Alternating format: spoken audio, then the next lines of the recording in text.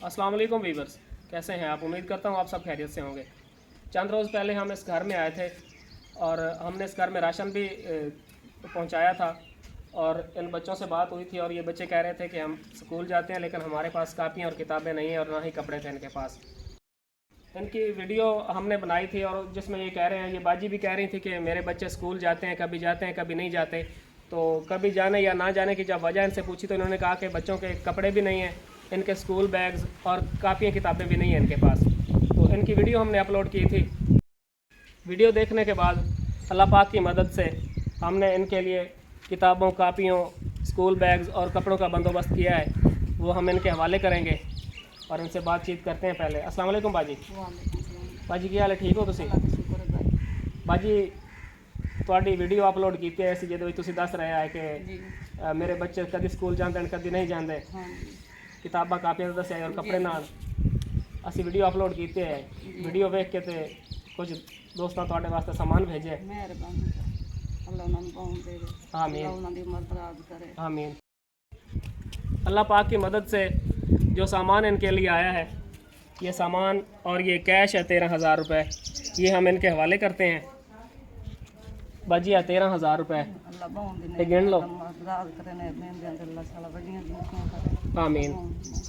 और बाकी है थोड़े बच्चों वास्ते स्कूल बैग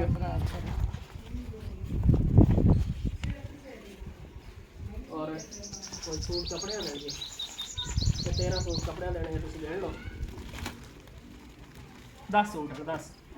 हाँ जी, एक गिन लो, तुम पूरे करो 10 सूट।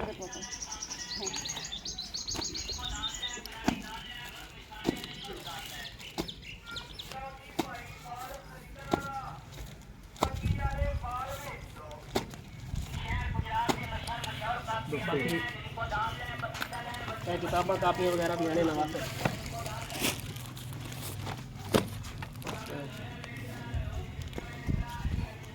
भाजी की महसूस हो रहा है? ਤੁਹਾਡੇ ਬੱਚੇ ਤੁਹਾਨੂੰ ਕੱਪੜੇ ਵੀ ਮਿਲ ਗਏ, ਬੱਚਿਆਂ ਨੂੰ ਬੈਗ, ਕਿਤਾਬਾਂ, ਦੁਆਈ ਦੇਣੇ, ਕੈਸ਼ ਮਿਲ ਗਿਆ ਤੁਹਾਨੂੰ? ਬੜੇ ਖੁਸ਼ ਕਰ ਦਿੱਤਾ ਸਭ ਤੁਹਾਨੂੰ ਦੁਆਈ ਦੇਣੇ। ਅੱਲਾਹ ਉਹਨਾਂ ਦੀ ਉਮਰ ਦਰਾਜ਼ ਕਰੇ, ਅੱਲਾਹ ਉਹਨਾਂ ਦੇ ਬੱਚਿਆਂ ਦੀ ਉਮਰ ਦਰਾਜ਼ ਕਰੇ। ਪਰੇਸ਼ਾਨੀ ਮੁਸੀਬਤਾਂ ਤੋਂ कैसी ਅੱਲਾਹ ਉਹਨਾਂ ਨੂੰ ਬੜੇ ਖੁਸ਼ ਹਾਂ ਭਾਈ। ਆਮੀਨ। खुशी महसूस कर रहे हो ਤੁਸੀਂ? जी बड़ी खुश हैं जी। बेटा ਹੁਣ ਤੁਸੀਂ ਕੀ ਮਹਿਸੂਸ ਕਰ ਰਹੇ ਹੋ? ਉਹਨਾਂ ਦੇ ਬੱਚਿਆਂ ਨੂੰ ਖੁਸ਼ ਰੱਖੇ, ਖੁਸ਼ ਹੋ ਤੁਸੀਂ? ਖੁਸ਼ ਰੱਖੇ। ਹੁਣ ਸਕੂਲ ਜਾਵਣਾ ਨਾ? ਅੱਲਾਹ ਉਹਨਾਂ ਦੀ ਉਮਰ ਦਰਾਜ਼ ਕਰੇ। ਜੇ ਮੈਂ ਹੁਣ ਬੱਚੇ ਹੀ ਬੈਠੇ ਤੇ ਪੁੱਤ ਦੁਆ ਹੀ ਮੰਗੋ, ਪੁੱਤ ਦੁਆ ਮੰਗੋ, ਬੱਚੇ ਦੁਆ ਕਰਦੇ ਜਿਹੜਾ ਤੁਹਾਡੇ ਵਾਸਤੇ ਸਾਮਾਨ ਭੇਜਿਆ ਨਾ। ਜਿਸ ਭੇਜਿਆ ਅੱਲਾਹ ਤਾਲਾ ਉਹਨਾਂ ਦੀ ਜ਼ਿੰਦਗੀ ਕਰੇ, ਉਹਨਾਂ ਨੂੰ ਮੁਸੀਬਤ ਤੋਂ ਬਚਾਏ। ਹੱਥ ਉਠਾ ਦੁਆ ਮੰਗੋ, ਤੁਸੀਂ ਉਠਾ ਦੁਆ ਮੰਗੋ, ਦੇਣ ਤੇ ਨਹੀਂ ਤਾਂ ਰਾਤ ਤੋਂ ਦੇਣੇ ਪਾਓ ਪਕੜ। ਅੱਜ ਹੀ ਤੁਹਾਡੇ ਵਾਸਤੇ ਕੱਪੜੇ ਵੀ ਆ ਗਏ, ਸਕੂਲ ਬੈਗ ਵੀ ਆ ਗਏ, ਬੱਚਿਆਂ ਦੀਆਂ ਕਾਪੀਆਂ ਕਿਤਾਬਾਂ ਵੀ ਆ ਗਈਆਂ ਅੱਲਾਹ ਬਾਉਂਦੇ ਨੇ ਭਾਈ। ਤੇ ਇਹ ਜਿਹੜੇ ਤੁਹਾਨੂੰ ਪੈਸੇ ਦਿੱਤੇ ਨਾ ਸੀ, ਹਾਂਜੀ, ਇਹਦੇ ਵਿੱਚ ਤੁਸੀਂ ਇਹਨਾਂ ਦੀਆਂ ਵਰਦੀਆਂ ਲਾਉਣੀਆਂ, ਯੂਨੀਫਾਰਮ ਲੈਣੇ ਨੇ। ਠੀਕ ਹੈ ਬਾਈ। ਠੀਕ ਹੈ ਬਾਜੀ, ਇਹ ਤੁਸੀਂ ਖੁਦ ਲੈ ਲਵਿਆ? ਭਾਈ ਮੈਂ ਤੁਹਾਨੂੰ ਦੁਆਈ ਦੇਣੀ ਹੈ ਤੇ ਮੇਰੇ ਬੱਚੇ ਸਕੂਲ ਆਉਣ ਨਾ ਜਾਂਦੇ, ਕੱਪੜਿਆਂ ਦੀ ਵਜ੍ਹਾ ਨਾਲ, ਕਾਪੀਆਂ ਦੀ ਵਜ੍ਹਾ ਨਾਲ, ਬਸਤੇ ਕੋਈ ਨਾ। ਹੁਣ ਤੁਹਾਨੂੰ ਦੁਆਈ ਦਿਸਾਂ, ਬੱਚੇ मेरे स्कूल जाते हैं, कहीं काम जो जाते हैं, तो दुआई दिसां।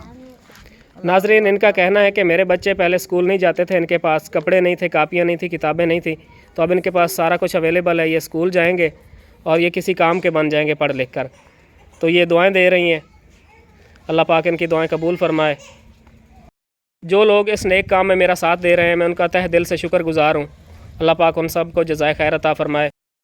आप लोगों से रिक्वेस्ट है कि आप लोग ऐसे नेक कामों में मेरा साथ दें और मैं आप लोगों की अमानतें ऐसे ही मुस्तहक लोगों तक पहुँचाता रहूँगा इंशाअल्लाह।